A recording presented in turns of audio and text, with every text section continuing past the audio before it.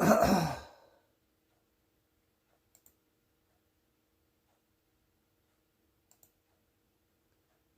so I thought I'd do a video on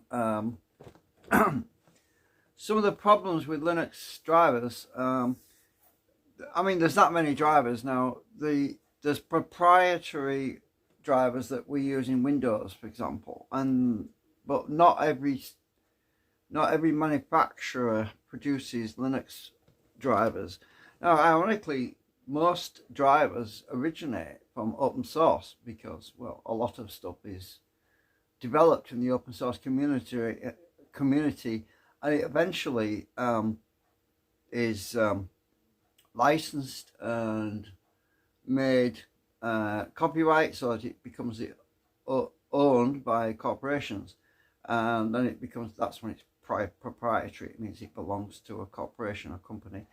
But there are a lot of situations where there's the open source drivers, which usually work for Linux or other open source software or operating systems, and then there's the proprietary drivers. Now, but then there's a third tree, there's a third branch, and sometimes what that is it's independently developed drivers, but sometimes they're inadequate. They don't completely support all of the features of the hardware. So you end up with a situation where you'll install an open source driver onto your Linux distribution, whatever it might be, because there's so many different versions out there, and it says it's working. And I had this problem a few months ago. The first time I switched my printer on, Linux Zorin said detected new hardware or something. It said it was setting up the drivers, and I'd go to a document or a text document, and I would click on print, and it came up with a message, printing your document, and then it would say completed, your document has been printed, sort of thing.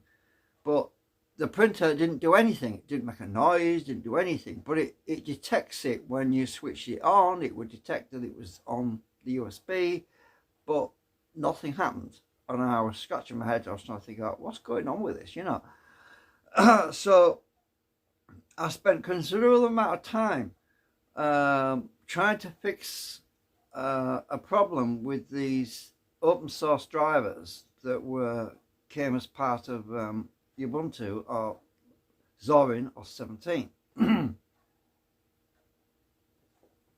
And what I noticed was it had picked the wrong driver. It had picked a driver that wasn't even vaguely similar, because my printer is a DCP-197C, and it had come up with something like a DCP-3000 something, and I'm thinking, well, why has it picked that one? And I looked in the manifest, the list, and it basically picked the earliest driver it could find that would come closest to the DCP-197C, but it was nothing like the right driver. Anyway, I wasn't that desperate, because all I was doing was, if I had something I needed to print out, I just rebooted into Windows, and then I would have the file or an image, or mainly from my drone actually. When I take my drone footage, I like to print out some of the scenery images. I had to basically reboot into Windows just to print them out, and it was really starting to annoy me, because I thought, well, this is ridiculous. I'm supposed to be using Linux. I'm supposed to be. I want to turn my back on Windows. It's always getting viruses. It's always causing problems. It's always throwing up messages like, oh, this is not supported on your system, blah blah blah. And you want to migrate to something which basically works out of the box, don't you? But you don't always get what you want.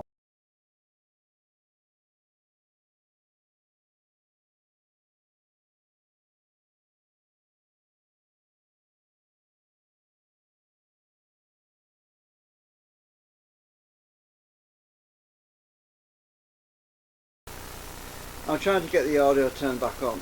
It's using the other microphone now. Right. Okay, so I might not sound so good on it. Just a minute. So anyway, I went to the Brother website. Now this is what if you're using a different printer, you're going to have to go to the manufacturer's website to find the right drivers. Now this is my printer, right? I've got two printers actually. My daughter recently gave me her printer, which was a laser printer, and I've also got this inkjet printer which my mum bought originally. So what you got to do is you find your operating system. Linux. I'm on the Linux Debian system, and you choose your language. You got to go to the right country as well. There's a thing down here. So I selected United Kingdom because that's where I am. But when you get there, you'll notice that there's a driver install tool. Now, a lot of people have had great luck with that.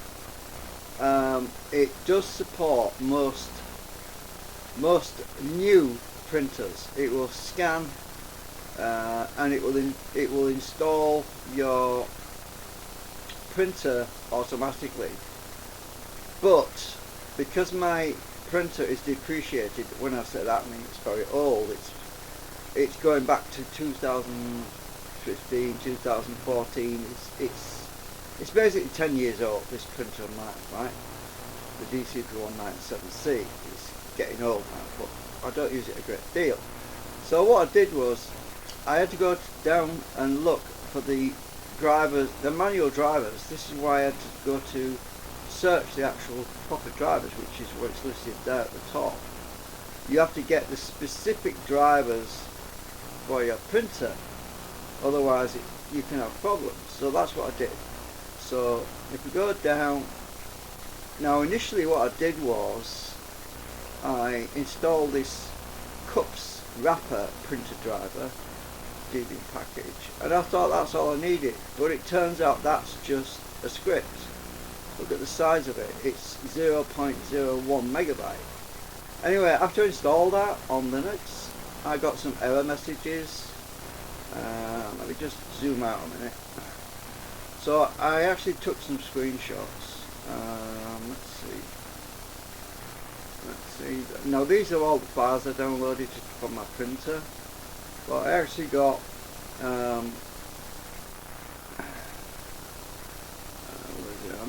that's not the right one. I think I deleted it now, but I actually got some error messages somewhere. Oh, those are all the instructions I copied off the website, so I didn't have to keep going back to the website. Anyway, obviously they won't matter if you're on a different printer. You're going to have to go to your manufacturer's website. Anyway, I got these error messages which said that the driver would. Oh, hang on, I know where it is. Just a minute. Let me just go to. I'll send you a copy of it to my friend and Dave. Let me just go on there because I sent it to him. So I got this error message. This is what the message was. It said that cannot access optional, that's opt brother printer. Let me just zoom in a minute. So it said it cannot, error, brother LPD filters not installed, cmod cannot access opt brother printers, DCP blah blah blah, no such file directory. After I've done that, I started to realise there's something missing, and it said printer drivers are depreciated and will stop working in a future version of cups, right? And that's when I started to realise, there's something missing here. What am I missing? So this is what the message was after doing the installation on Linux, right? I got all this stuff. Anyway, after I figured out what the problem was, it was this one, this driver at the top. I had to install the LPR printer driver e-beam package, and anyway I installed that one, and then it started working. Everything's working, and now I've also got these scanner drivers because my printer's also got a scanner on it. I haven't actually installed the scanner driver yet, but I was trying to figure out which is the best, which is the right one, because if you look, there's if you look, there's 32-bit one, there's a 64-bit one. I've downloaded the 64-bit one because Linux, the Linux version I'm using is 64-bit Zorin 17. And there's also this scan key thing, scan key tool. So I'll probably need to download that as well. With this tool, it says you can start a scan by the button on machine. So these are all parts of the different functions of the printer. This basically means there's a bit more in there. So, and this package is for using a scanner connected by USB without administrator privileges. For more information on this software, click here. Blah blah blah. So there's all this stuff. I have to work out what I need from this. But I haven't installed the scanner yet because I'm not that desperate for the scanner, to be honest with you. Most of the stuff I'm using is from my drone anyway. But if I wanted to do a scan and copy, I could easily do that on my machine without it actually being connected to the computer anyway. It's got it does copies on demand. You just press a scan button on the machine and it does that. So yeah, I just wanted to show you just all the hurdles I had to go through. So what I did was I got this script basically. This script, let's see, this one. All I had to do was run these two lines here at the top, and that was all I needed to install the printer drivers for my Linux operating system. So the top one is the one for the cups. You had to force it to install it because it's something to do with, like, I don't know, licensing or something, or depreciation, I don't know, but it basically you have to install it, force it to be installed. But it works anyway, it works great. So the top one I think was the cups one. No, sorry, the bottom one is the cups one, sorry. The top one is the actual main driver package, and that's all I did. I did this in terminal as sudo, elevated into super user. So I actually installed the bottom one first, the cups one, and after I install this one here, after I install that, after I install that one, that's when it started working properly, because obviously this bottom one is just a script, a bunch of commands and scripts and stuff like that they put into it. Anyway, so that's it. I just wanted to share that because there's so many people out there who are struggling with printer drivers. I just wanted to share how I managed to fix mine. Obviously I don't own other printers. I've only got two printers that are both the same manufacturer, brother basically.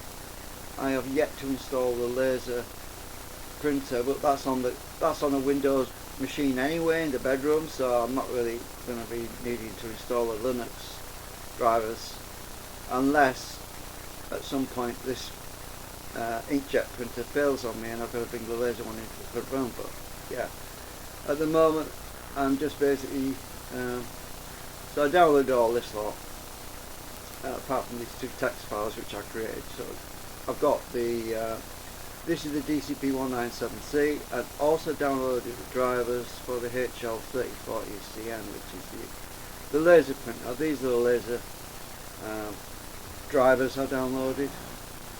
So it's also got a cup strap on it. Those are the instructions for the driver. That's the automatic driver install, this one, in case I need to do that. But then the others I've got, these are the other, that's the wrapper, cups wrapper, that's the driver one, and that's an automatic installer, I think. That's supposed to be able to install it automatically. I've got a suspicion it might not work, so basically you point it at one of these files to install it, basically. Anyway, that's just my instructions, that one. My text file I made. Anyway, that's it. Thanks for watching. I need to get out of this now. Hang on a minute. Go back to camera, I think. Alright, we'll see you later. Maybe it'll help you. I don't know. I think my audio goes out of sync. I'm trying to get the audio turned back on. I'm using it's using the microphone now. Okay, right. Bye for now. Right.